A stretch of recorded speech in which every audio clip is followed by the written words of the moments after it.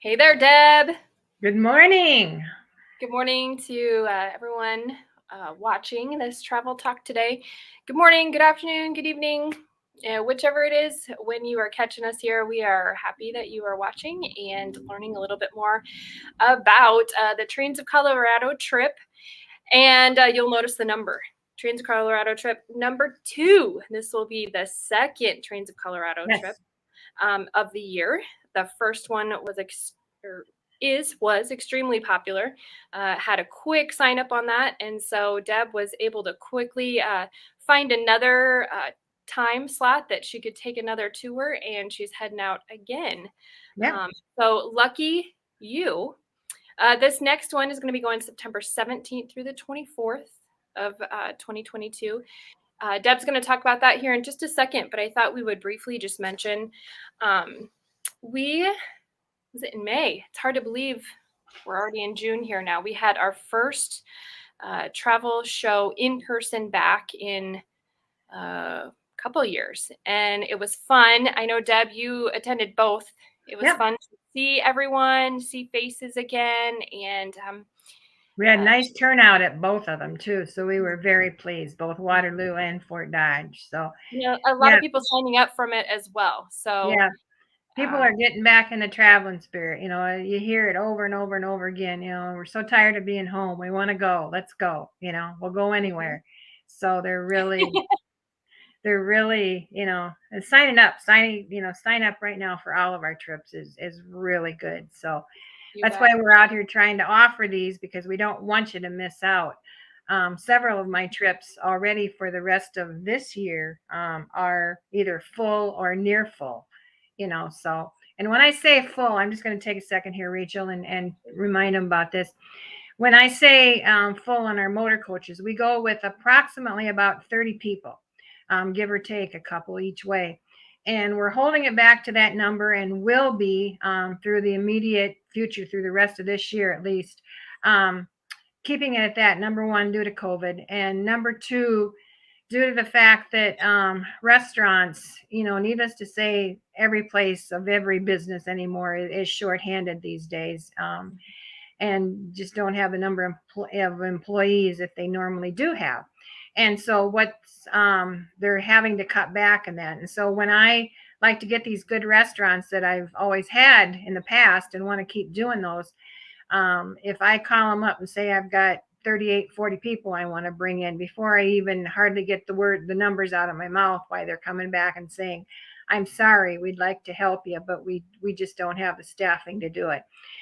And I have been finding out that if I keep it at 30, give or take a couple, that they're still pretty open to letting me, bring groups in. And so it's working. So that's another reason. So it's kind of a win-win situation for everybody. So You that's why bet. we're doing that. So You I bet. just wanted to mention that. And with that too, with those numbers being the way that they are, the trips are kind of moving pretty quick. They So are. Yep. That's my whole point, is that don't wait on any of these. And again, this Colorado one that we're going to talk about right now, like Rachel said, this is the second one that we've planned. The first one in August, which is happening, got it filled up in no time. And Rhonda called me one day here, probably 6 weeks or so ago, and said, "Do you realize we have 12 or 13, something like that, people on the wait list for this August Colorado?" So that's when her and I then said, well, maybe we should consider a second one. So we did. And I got it all lined up, got it arranged. And this one, even now, we still, at this point right now, just have 4 rooms available. So okay. it's filled up real fast. Just about everybody that was on the wait list, these new times worked for them. And we've had others sign up in the meantime. So, and when I say 4 rooms, I'm talking like, probably, if they're all doubles, that'd be like room for 8 more people. But 4 hotel rooms is all that I have left. So That is again, awesome. yeah, it is. It's super awesome. But again, it's just, if you're interested in this, why, by all means, get signed up. So And we're not ever really sure when you happen to be watching this video. Just for reference, it's the beginning of June that we're Right. actually discussing this right now. So of course numbers may change Sure. depending on when you watch this video, but just keep that in mind. Um, Deb, I do have to mention, I'm kind of giggling here looking at these dates. So Trains of Colorado number 2 is going to take off September 17th. Deb is just going to be getting back from North Shore Mackinac Island on September 14th. So Right. you're going Yeah. to have time to unpack your bag, get your We'll clothes get washed, and home. go We'll on down have again. time to get home, unpack, run a couple loads of wash, throw stuff back in my suitcase, and head right back to Fort Dodge again. So, Yeah. But but that's the way we, you like it, isn't it? yeah, and that's what we've done. We've done this before, so it'll work. It always does. You bet. Okay, well, why don't you take it away and let us hear a little bit more about this trip? Okay, so this, like she said, is the second one, Trains of Colorado number 2. It is identical. If you were looking at the first one that was originally going to go in August, that filled up real fast, it is identical to that trip. I went ahead and just rolled everything over that we are doing in the first trip. We're going to be doing in the second trip as well. So we'll start out on Saturday, September 17th, and we will pick you up in your normal pickup points, and we will head out to the Ashland, Nebraska area. And we're going to stop at the Strategic Air and Space Museum there in Ashland and have a tour there. This is a really neat place, especially for the guys, a really neat place. This is the U.S. Air Force Military Aircraft and Nuclear Missile Museum is what it is. And it'll be a guided tour. And so you'll learn a lot while we're there. It's really interesting to see some of this stuff that they have in there. And so then we'll continue on to Grand Island, Nebraska, and we will have our first night out in Grand Island. Then the next day, Sunday, September 18th, we will travel from Grand Island to North Platte, Nebraska, and we're going to stop at the Bailey Train Yards in North Platte. And the Bailey Train Yards is the world's largest train classification yard. And you're going to get a firsthand view of how they sort, service, repair all their locomotives there. And they have what they refer to as the Golden Spike Tower there. And what you will do is that you'll go up 8 stories up in this elevator up to the top of this tower. And you're going to get a chance to look out over the entire train yard. And this train yard is 2,850 acres big. So, I mean, there's literally thousands or hundreds and hundreds and hundreds of trains out there, thousands of miles of train track all around there. And you're just amazed because you look out over this whole area and you wonder how every train on there, every train car on there knows where it's going or what it's supposed to be doing and what direction it's supposed to be going. But they've got this all figured out, and it's really quite the sight to see. And then what's also super cool is up there at the top, when you're looking out through all these glass windows at the top of the tower, there's usually 2 or 3 men that are sitting up there. And what these guys are, they're retired train yard employees, and they still just love the trains. And so they're up there and they're a wealth of knowledge. And so you can ask them all kinds of questions. They're constantly telling you what you're seeing out there and how this is operating and that's operating. So it's really, really, really interesting. And so I think you'll enjoy that. So we'll spend a little bit of time there. And then once we leave there, we're going to head on out towards Colorado and get into Colorado Springs that night. And for the next 5 nights, we're going to be hubbing and spoken out of Colorado Springs. I know everybody likes it when we can stay in a hotel a number of nights. And Colorado Springs is kind of the perfect central spot there for all the different things that I like to do. And so we get into Colorado Springs. We're going to be staying at a brewery there. If you travel with me on a regular basis, you know that I like to get into breweries every chance I get. And Colorado Springs has this really nice brewery there. We'll be staying in. And if you're familiar with the breweries, you know they have happy hours every night. They have a nice supper meal that they it's a buffet thing. It changes different nights of the week, and so you can do that. And this is all complimentary. The happy hour is complimentary. The food's complimentary. So it's really a good deal. And what's really great is we'll be there for 5 nights, so you can unpack your suitcase and you don't have to worry about packing it the next morning.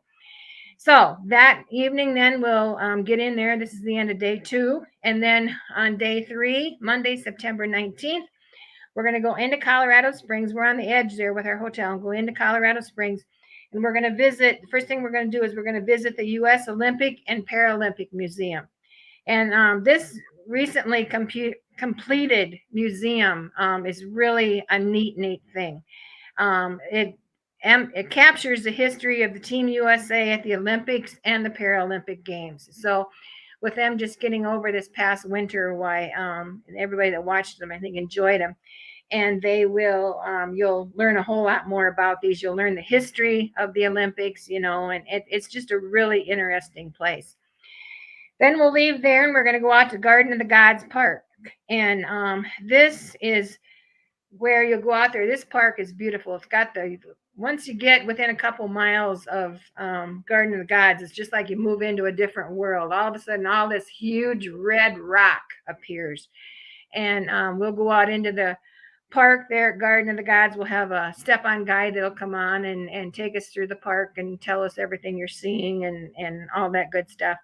We'll have lunch out there that day. And you'll learn, they've got a really neat visitor center out there, so you'll get a chance to learn a lot about this area.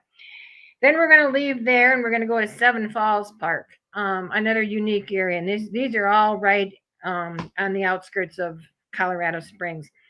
And Seven Falls is really a unique place too, because you go back into this drive back into this box canyon, I like to call it.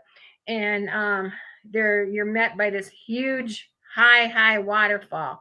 There ends up being like 7 waterfalls altogether. That's obviously how it's got its name. And you'll get a chance to see those from the bottom of the box canyon. But then also what's really neat is that you can just off to the side there, you can walk in this little enclosed area and take this elevator up. Oh, I suppose you end up going up 3-4 stories, I would guess. And then you walk out of the elevator and you walk out onto this platform. So then at that point, you're about halfway up the waterfall. So you can see them there. You're closer up to the waterfall.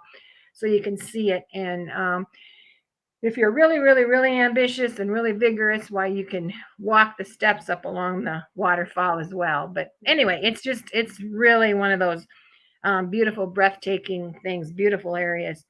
So we'll go out there, spend a little time there. And then we're going to come back to the Flying W Ranch, which is just on the outskirts of Colorado Springs. And we're going to go out there that night for a really good chuck wagon dinner. And then after we get done with a good chuck wagon dinner, we're going to hear some good old old-time cowboy music, live cowboy music. So that's a good way to really end that day. That Flying W is a really cool place. I haven't been to the new one now since they finally were able to rebuild it. We used to go there all the time, and then probably about 2-3 years before COVID, they had, unfortunately, the ranch burnt down. They had a terrible fire out there and lost just about everything. So they were in the process, it took them a while to get everything all put back together, and they were in the process of rebuilding the Flying W out there, and they got probably halfway with the rebuilding done. And lo and behold, Colorado Springs area had what they call one of these once in 100-year floods that come through. And the whole place, all the new construction that they'd already completed, everything was wiped out again. So they had, one of these double whammies. But they're very nice people, this family that owns that, and they were bound and determined they were going to bring it back better than ever. And it took them a couple of years, and then of course COVID hit. So, but they're back and going now. They've been back up and going for about a year now. So I'm anxious to get back out there and see it again. It's really a neat place. Okay, so then we get into the next day, Tuesday, September 20th, and we're gonna take you over and let you go on a cog railway. We're gonna go up to the top of Pikes Peak. This is a cog railway, that just climbs slowly up the mountain. We're going to get you up the top of Pikes Peak. And when you're up at the top of Pikes Peak, you are up better than 14,000 feet. So you're way up there in the boonies. And this is recognized as being one of the most unique experiences in the country to take. It's the world's highest cog railroad. And so we'll go up there after we get up to the top. you'll have some time to go in. They've got a really nice new, and I haven't seen the new visitor center now. They just rebuilt that a couple years ago too. Nice new visitor center up there that's got some wonderful views. You can see for miles and miles and miles and miles in every direction up there. It's really neat. The air does get a little thin up there, so you're not out there running around by no means. You're the normal person can take it okay. It's just you just move quite a bit slower than you normally do. So that's always a real fun thing to do. And then after we get done with the cog that day, we're going to go over to the cliff dwellings and see some of the fascinating architecture there from back in the stonework and all that the southwestern Indians used to live in and created and all that. So that's going to be another fun day. Then the next day, we're going to go over to Cripple Creek, which is probably 40, 50 miles from Colorado Springs. And we're going to do the Cripple Creek narrow gauge railroad that day. And that's going to take you back into Cripple Creek is well known for the historical gold mine days. That's where years ago there was big gold mining in that area. So we're going to learn all about the gold mining on the Cripple Creek narrow gauge railroad. We're going to learn all about the old gold mining days, and they'll tell you all about that. And that's a fun train ride. And then after we leave there, we're going to go just outside of Cripple Creek, and we're going to go out to the Molly Kathleen gold mine. And this again, back in the day, was a high area that they took a lot of gold out of. But you're going to get to go down 1,000 feet down deep into the rock, into the mountain there. Going to go down 1,000 feet on this kind of lift that takes you down. And we're going to go down into the old gold mine. And then there's going to be guys down there that are going to tell us all about how they used to, the old fashioned way, the way they used to have to get gold out of there. It's really fascinating to hear all about it. I did want to bring up one thing here. If you're a little apprehensive on going down 1,000 feet into the mountain there, why you don't have to do this by no means. It's just an optional thing. But it's not that we tell anybody they have to do this. So if you by chance would choose to opt out of this, that's totally up to you. But I do strongly encourage that you do it because it's pretty cool to see. After we leave there, then we're going to go over to the Cripple Creek Heritage Center, and you're going to learn overall see some hands-on exhibits of back in the gold mining days. So this whole day is basically going to be spent. You're going to learn a lot about how they used to gold mine back in the days out in that area. So then we'll go back to Colorado Springs that night, stay the night in Colorado Springs, and then the next day we're going to go for another fun train ride. We're going to go out on the Royal Gorge, go over to Cannon City, which again is probably 40, 50 miles from Colorado Springs. We're going to go over and take the Royal Gorge Scenic train ride there. And this is another beautiful, beautiful ride. We go back in, you get on the train in Cannon City, and before long, you're back in this big box canyon again that the walls of the canyon are probably 1,000 feet high. And you go back through there, you're right along the train tracks run right alongside the Arkansas River. So it's just beautiful, beautiful sight.